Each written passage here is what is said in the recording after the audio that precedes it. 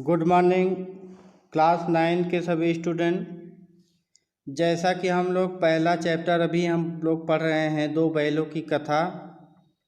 मुंशी प्रेमचंद द्वारा लिखित यह कथा जो है हम लोग पढ़ रहे हैं, दो बैलों की कथा। तो कथा में हम लोगों ने अभी तक पढ़ा कि जो झूरी का साला था और झूरी दो बैलों को रखा था, बैलों का नाम था हीरा मोती।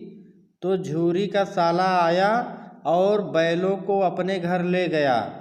जैसा कि आप लोग कहानी में पढ़े, तो जब बैल पहली बार उसके झूरी के साले के यहाँ गए तो बैलों को लगा कि ये हमारा मालिक हम लोगों को बेच दिया है, हम लोगों से और काम लेता, हम लोग इसके यहाँ काम करने चाकरी करने में कोई कसर न रखते, लेकिन हम लोगों को बेच दिया। इसलिए जो है वे दोनों बैल बहुत ही मायूस थे और वहाँ पर जाने के बाद न कोई ढंग से चारा खाया, न भूसा खाया, कुछ नहीं खाया पिया। और अर्धरात्रि में बहुत मोटे पगहे को जो है वो दोनों तुड़ा करके वहाँ से भाग आते हैं, फिर अपने मालिक के यहाँ यानी झूरी के यहाँ से फिर से आ जाते हैं। जब दोनों बैल फिर अपने घर आ जाते हैं तो गांव के लोग जो है सब लोग इकट्ठा हो जाते हैं। बच्चे तालियां बजा बजा के स्वागत करते हैं बैलों का कि भैया इतनी दूर से बैल भाग आए हैं। सभी लोग उसका बैलों का स्वागत करने लगे। तो कई लोग जो है कुछ अपने घरों से कुछ रोटियां ले आया, तो कोई गुड़ ले आया, कोई चोकर ले आया, कोई भूसी चारा सब खिलाने लगे। हाँ, अब उसके आगे से हम लोग दूसरे पैराग्राफ से कहानी पढ़ेंगे। अब यहाँ पे जैसा कि देख रहे हैं आप लोग, हाँ, यहाँ पैराग्राफ से पढ़ेंगे। एक बालक ने कहा, यहाँ से जैसा कि यहाँ पे दिया गया है, एक बालक ने कहा ऐसे बैल किसी के पास न होंगे। एक छोटा सा लड़का, जब बैल घर पे आ गए अपने, तो एक छोटा सा लड़का कह रहा है कि इस तरह से बैल किसी के पास नहीं होंगे। दूसरे ने उसका समर्थन किया, इतनी दूर से अकेले चले आए। दूसरा लड़का बोला कि हाँ, ये लोग इतनी दूर से चले आए ये बैल। तीसरा बोला बैल नहीं हैं, उस जन्म के आदमी हैं। तीसरा लड़का बोल पड़ा कि ये लोग बैल नहीं हैं, लगता है उस जन्म में ये लोग आदमी थे। और इसका प्रतिवाद करने का किसी को साहस न हुआ। झूरी की स्त्री ने बैलों को द्वार पर देखा तो जल उठी। अब बात समझिए, जब झूरी तो प्रसन्न हो गया, बाकी गांव के लोग भी खुश थे कि बैल वहां से भाग आए, अच्छे, बहुत अच्छा हुआ। बैलों का स्वागत करने लगे सब लोग। और सब लोग कह रहे हैं भैया ये बैल नहीं, उस जन्म के आदमी थे, लगता है उस जन्म में आदमी थे। लेकिन जो झूरी की पत्नी थी, और वह पत्नी जब बैलों को देखा अपने घर पे न, तो जल उठी। हाँ, गुस्सा हो गई, क्रोधित हो गई।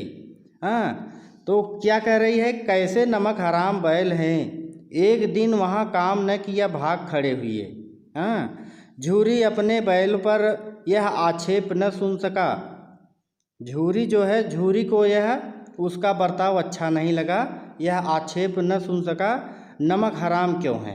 हाँ, चारा दाना न दिया होगा तो क्या करते बेचारे।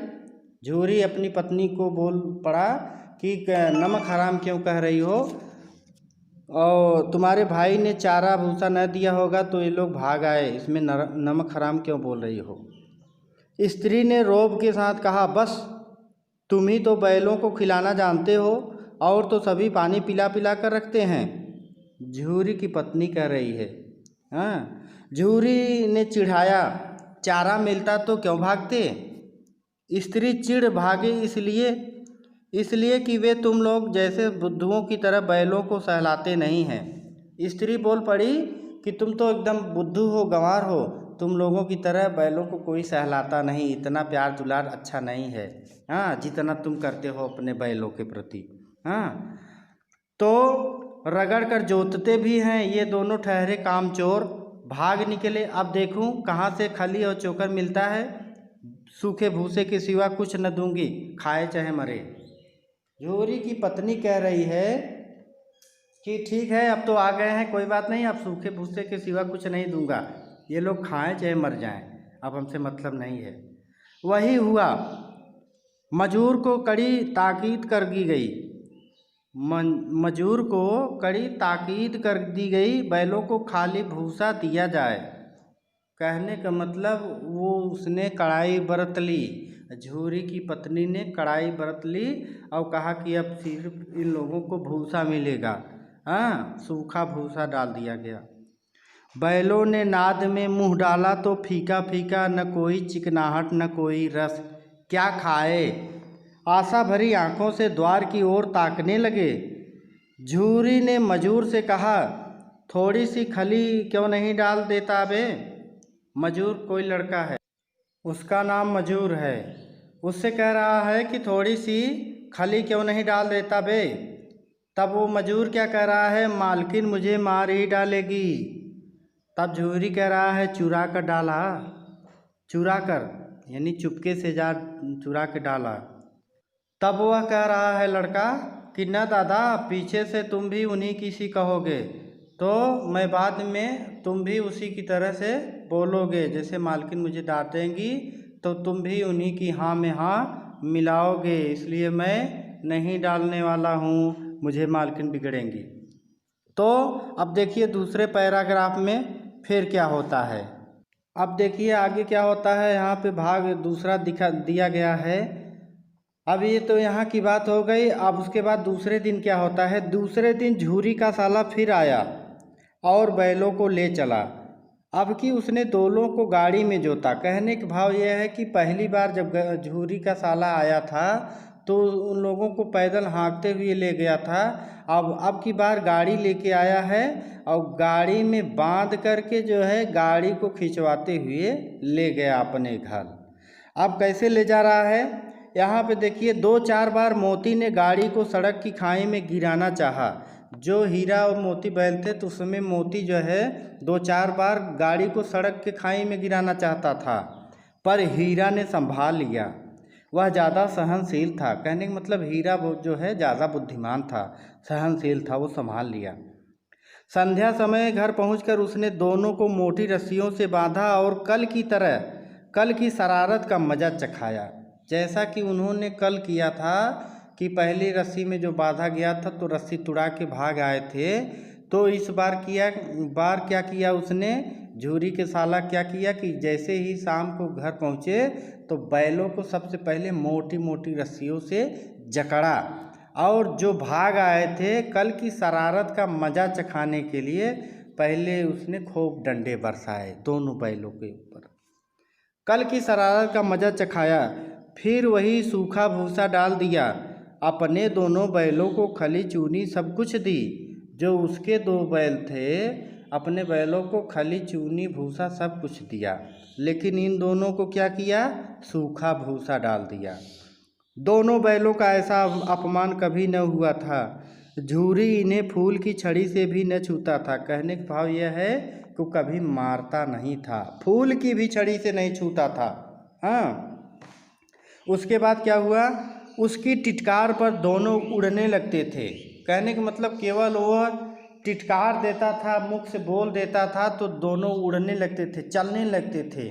जैसे चाहते थे वैसे खेत की जुताई करता था झूरी। लेकिन यहाँ पे उसको मार दिया गया है, लाठियों से पीट दिया गया है। यहाँ पर मार पड़ी। आहा, सम्मान की व्यथा तो थी ही, उस पर मिला। इतने अपमान के बाद भी उसको क्या मिला, सूखा भूसा। नाद की तरफ आंखें तक न उठाई।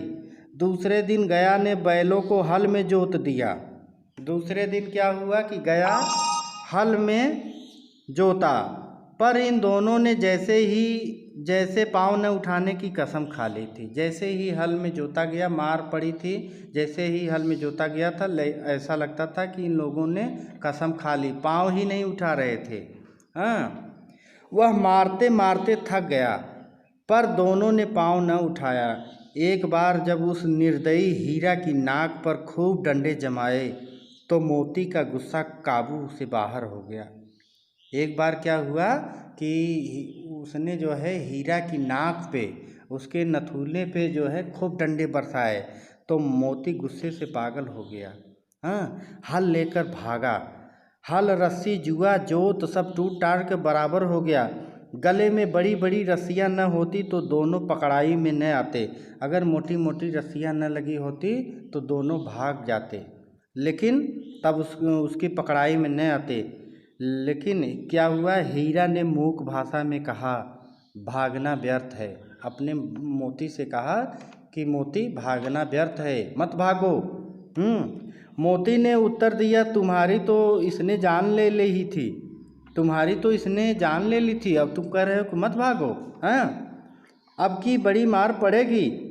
हीरा कह रहा है कि पढ़ने दो, बैल का जन्म लिया है तो मार से कहाँ तक बचोगे। हीरा समझाया कि बैल का जन्म लिया है तो मार से कहाँ बचोगे, मार से कहाँ तक भाग के जाओगे, कुछ नहीं, भागना नहीं है।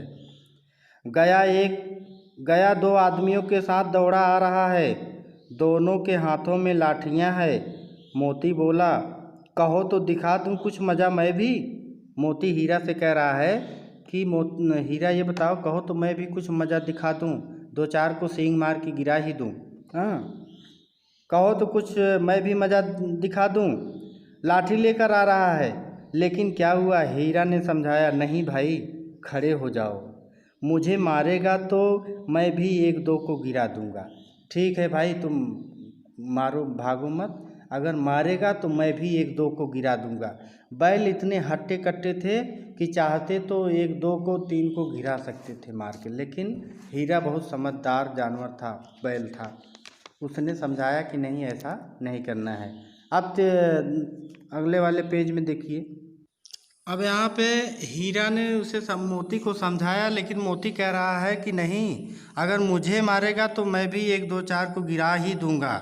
हाँ, तब हीरा समझा रहा है यहाँ पे, नहीं, हमारी जाति का यह धर्म नहीं है। मोती दिल में ऐंठ कर रह गया आ पहुँचा और दोनों को पकड़ ले चला। कुशल हुई कि उसने इस वक्त मार पीट न की, नहीं तो मोती भी पलट पड़ता। उसके तेवर देखकर गया और उसके सहायक समझ गए कि इस वक्त टाल जाना ही मसलहत है। आज दोनों के सामने फिर वही सूखा भूसा लाया गया। दोनों चुपचाप खड़े रहे। घर के लोग भोजन करने लगे।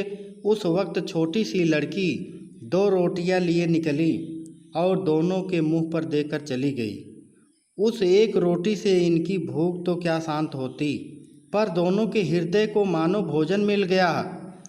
यहाँ भी किसी सज्जन का वास है। लड़की भैरों की थी, उसकी माँ मर चुकी थी, सौतेली माँ उसे मारती रहती थी, इसलिए इन बैलों से उसे इस प्रकार की आत्मीयता हो गई थी।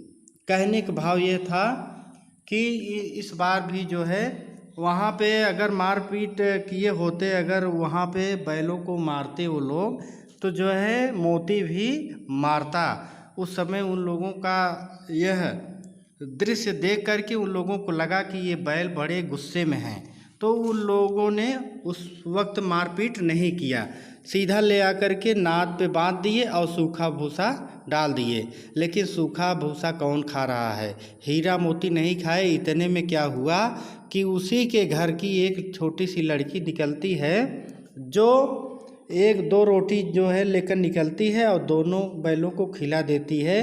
बैल बेचारे समझ जाते हैं कि वह लड़की कैसी थी, उसी भैरों की लड़की थी। उसकी माँ मर चुकी थी और उसकी एक सौतेली माँ थी जो हमेशा उसको मारती पीटती रहती थी और काम करवाती थी। लेकिन बैलों को देख करके उसके प्रति उसके हृदय में प्रेम उत्पन्न हो गया। वो बैलों को धीरे से ले आई और 2 रोटियां खिलाकर चली गई। तो उन 2 रोटियों से बैलों को क्या पेट भरता, लेकिन उन 2 रोटियों से मिलने से मानो बैलों को लगता है कि उसके हृदय को भोजन मिल गया हो, क्योंकि वो लोग जानते थे कि यह भी जो है बड़ी दुखियारी लड़की दिख रही है। तो बैल लोग समझ गए और उन लोगों की आत्मा संतुष्ट हो गई, भर गई। इसके आगे की कहानी मुंशी प्रेमचंद की कहानी हम नेक्स्ट डे पढ़ाएंगे।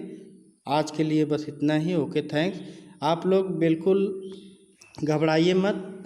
यहाँ पर कहानी थोड़ी सी लंबी है, लेकिन एक एक पार्ट पढ़ते चलेंगे। ये तीसरा पार्ट हमारा जा रहा है। आप लोग आराम से पढ़ते रहिए। इसके आगे की कहानी नेक्स्ट डे अगले दिन बताएंगे, ठीक।